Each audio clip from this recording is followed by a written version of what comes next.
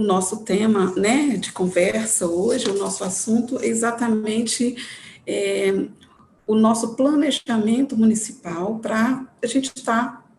enfrentando, então, a pandemia, né, dentro do cenário que se iniciou aí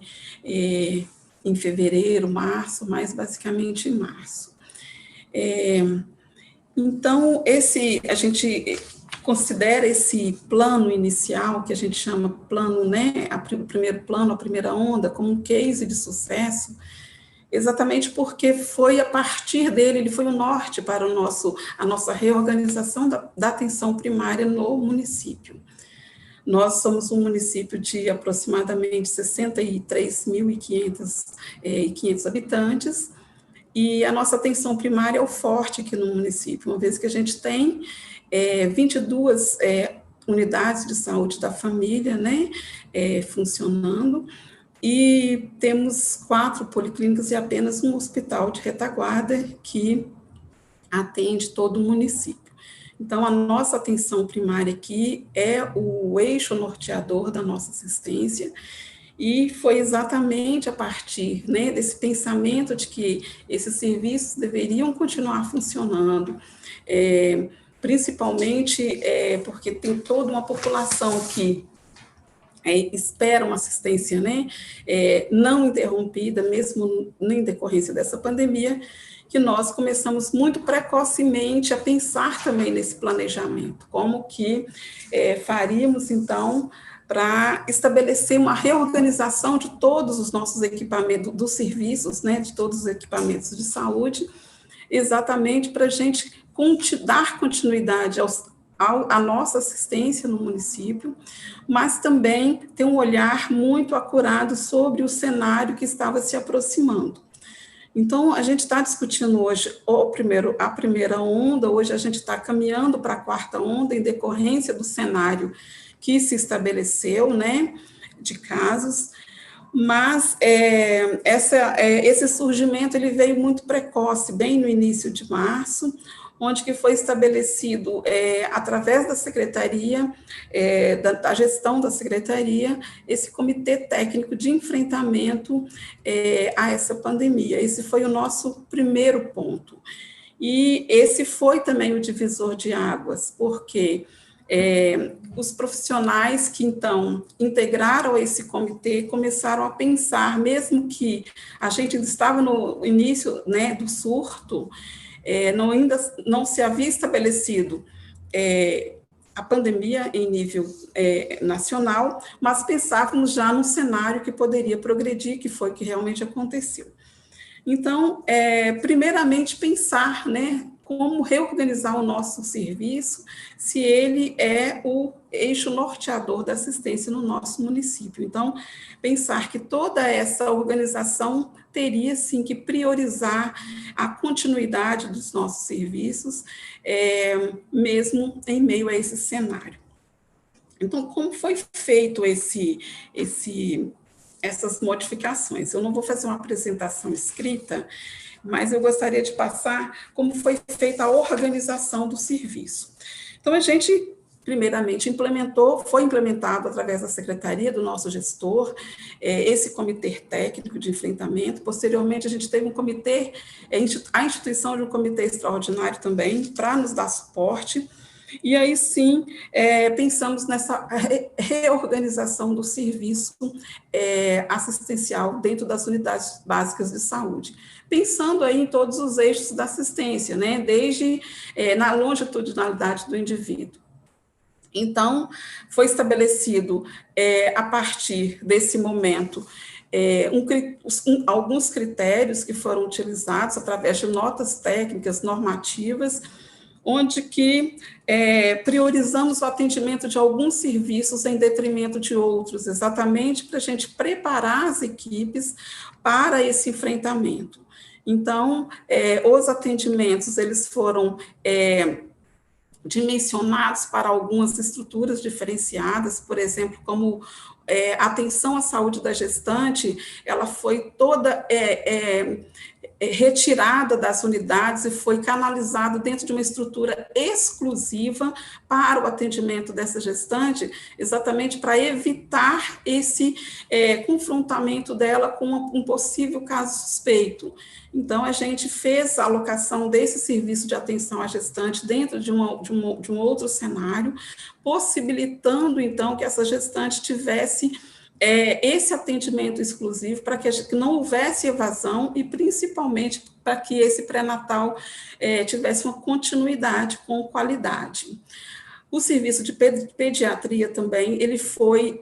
dimensionado para uma estrutura de policlínica com atendimentos de agendamento para que não houvesse também a perda dessa assistência, a evasão, e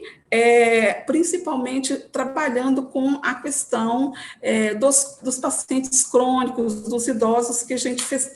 trabalhou toda uma estrutura para que esse serviço fosse contínuo. Dentro das unidades, a gente trabalhou uma organização para que cada unidade de saúde da família, ela tivesse uma sala de isolamento exclusiva para atender esses casos suspeitos de Covid, que porventura chegasse na unidade. Então, com todo o dimensionamento de pessoal, nós também fizemos uma capacitação integrada de todo o nosso corpo funcional, de médicos, enfermeiros, técnicos e agentes comunitários de saúde, né, tanto na linha da assistência, do cuidado, quanto na linha do autocuidado, que uma preocupação nossa muito grande também foi a assistência à saúde desse trabalhador nesse momento de pandemia. Nesse cenário, a gente foi instituído pela Secretaria de Saúde uma clínica do cuidador, que além de dar suporte aos profissionais, né, uma clínica volante constituída por 3 profissionais, elas faziam atendimento psicossocial, mas principalmente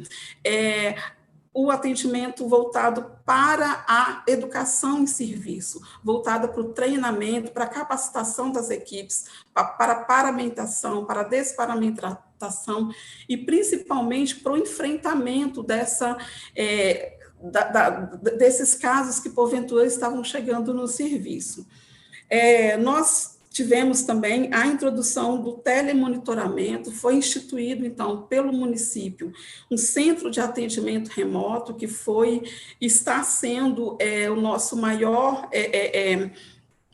norte para todas as ações, porque através dessa unidade de telemonitoramento, que a gente chama de CEAR, que é um centro de atendimento remoto, todos os casos identificados ou suspeitos, eles passam por esse centro. Então, ali,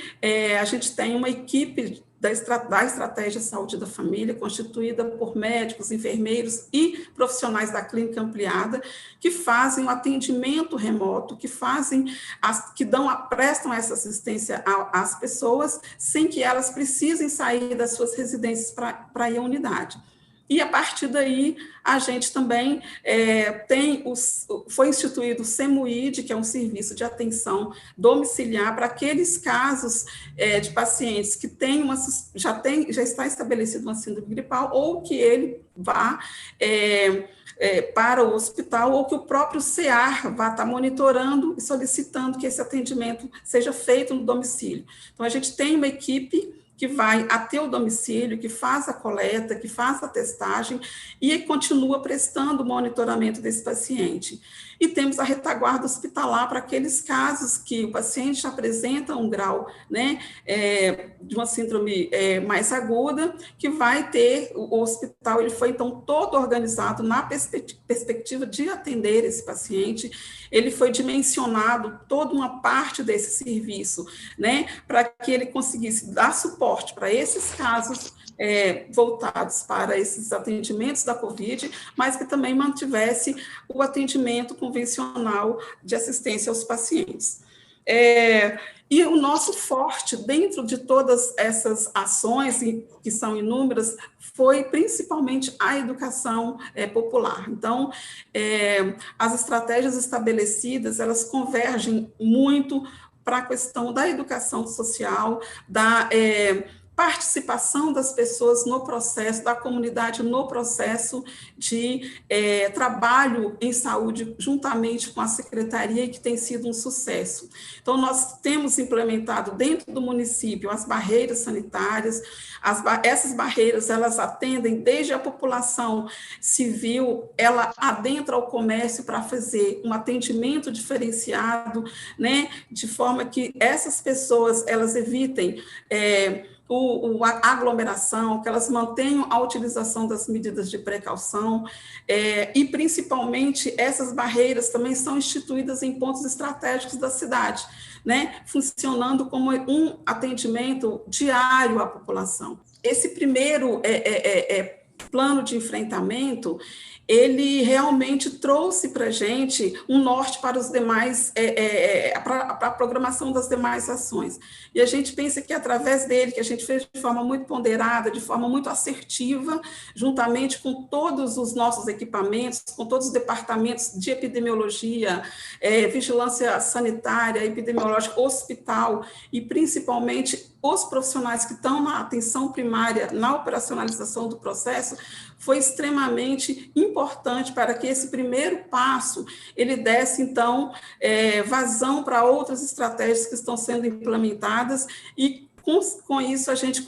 está conseguindo manter um equilíbrio dos casos, monitorar esses casos de forma muito efetiva e, principalmente, salvar vidas e atentar precocemente para aqueles casos de pacientes crônicos que precisam ter a sua assistência continuada.